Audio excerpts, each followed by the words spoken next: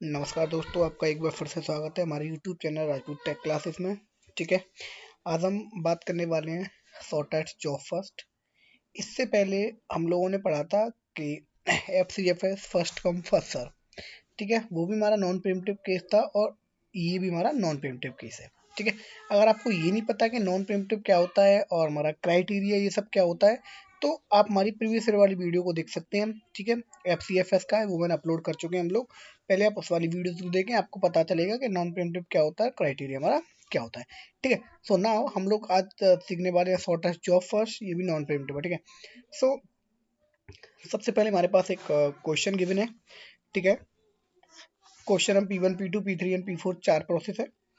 ठीक है, arrival time है एंड वर्स्ट टाइम है।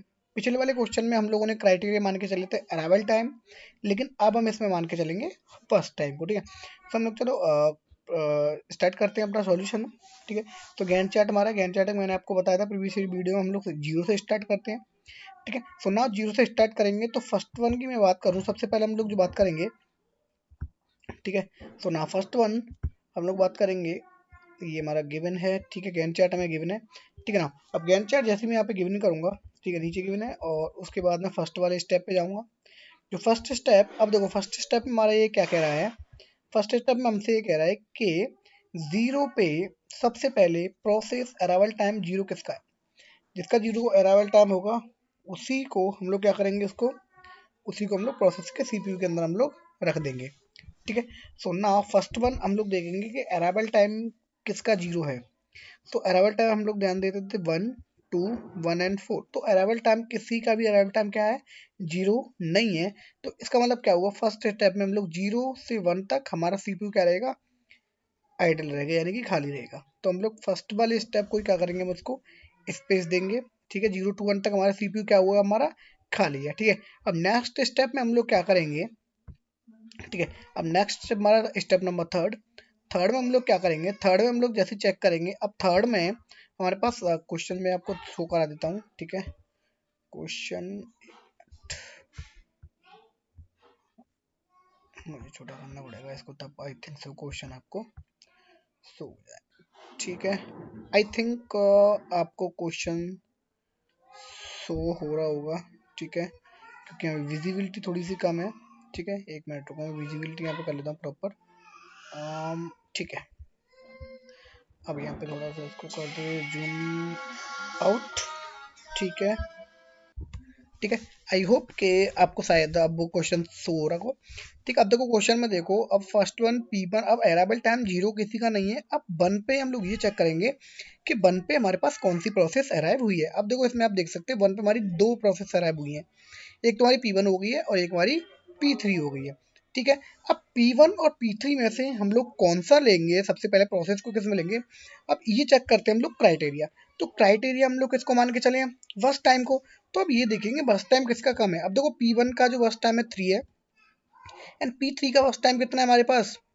एक मिनट रुको, P1 का वर्स्ट टाइम 3 है एंड P3 का जो वर्स्ट टाइम हमारे पास कितना है, 2 है। ठीक है, तो 2 को, एक मिनट रुको, ये हम लोग P3, हाँ ठीक है। सो हमारे पास P1 का बस टाइम 3 है एंड P3 का बस टाइम कितना हमारे पास 2 है।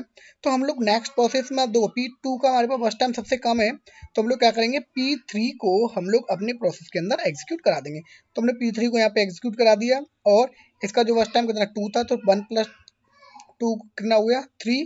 ठीक है, इस तरीके से हमारा 3 हो गया। ठीक है, अब नेक्स्ट स्टेप हम लोग देखेंगे। नेक्स्ट स्टेप हम लोग फिर से चेक करेंगे सेम कंडीशन। ठीक है, सेम कंडीशन को जब मैं यहाँ से फिर से चेक करूंगा, अब नेक्स्ट वन फिर दोबारा से हम उसको ओपन करेंगे क्वेश्चन को। ठीक है, ये देखो क्वेश्चन हमारे पास एक बार फिर से हो गया। अब देखो उससे पहले एक और प्रोसेस थी, कौन सा, P1, क्योंकि हमारे पास वन पे कितनी प्रोसेस आई थी, दो प्रोसेस अराइव हुई थी। ठीक है, तो उसमें से हमारे पास P3 तो हमारे पास हो गया था। अब P3 को हम लोग कट कर दिया, हमारे पास एक और कौन सी है, 1 है। लेकिन फिर हम ये भी चेक करेंगे कि 3 पे हमारे पास कौन कौन सी प्रोसेस आ चुकी हैं। तो 3 पे हमारे पास और कौन सी, यानी कि P2 भी हमारे पास प्रोसेस होने के लिए आ चुकी है। ठीक है, P2 और P1 में से अब हम ये देख लेंगे वर्स्ट टाइम किसका कम है, क्योंकि क्राइटेरिया वर्स्ट टाइम लेके चलना है।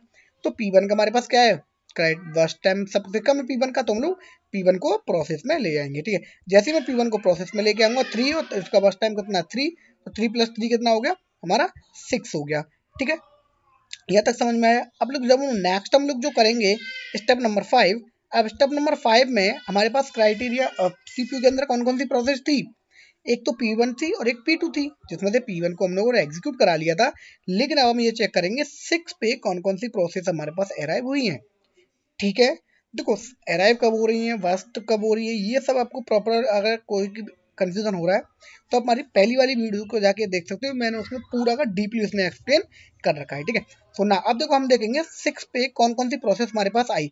अब देखो 6 पे हमारी P4B प्रोसेस में आ चुकी है।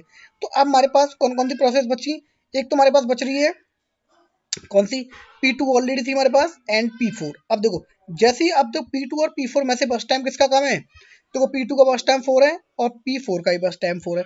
अब देखो अब एक कंडीशन आ गई, अब यहाँ पे हमारे जो क्राइटेरिया जो दे रखा था उनके टाइम दोनों के क्या है, सेम में आ गए। अब बस टाइम दोनों का क्या है, सेम है। अगर ऐसी कंडीशन कभी अकर होती है जहाँ पे हमारे पास क्राइटेरिया का टाइम दोनों का सेम हो, तो हम लोग अब उसमें देखेंगे सबसे, फिर उसके बाद देखेंगे अराइवल टाइम। अराइवल टाइम जिसका कम होता है उस कंडीशन में तो हम लोग उस वाली को एग्जीक्यूट कर देते हैं।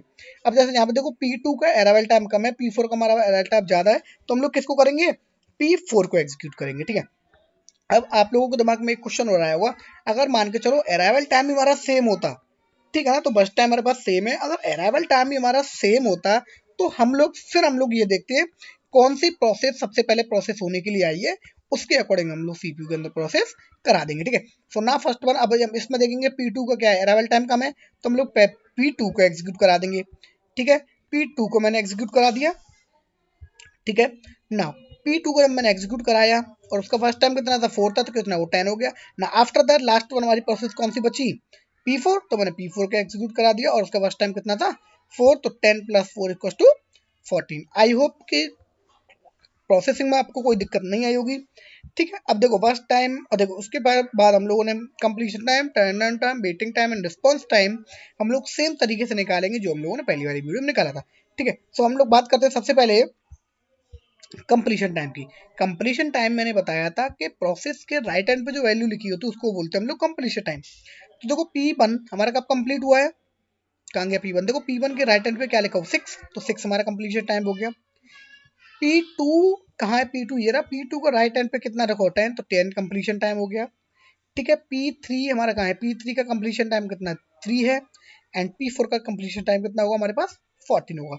ठीक है, ये हो गया। अब उसके बाद हम लोग चेक करेंगे क्या हमारा turn around time. Turn around time हमारा क्या होता है, कंप्लीशन टाइम माइनस के अराइवल टाइम। तो 6 - 1 = 5, 10 - 2 8, एंड 3 - 1 4 2, एंड 14 - 4 = 10।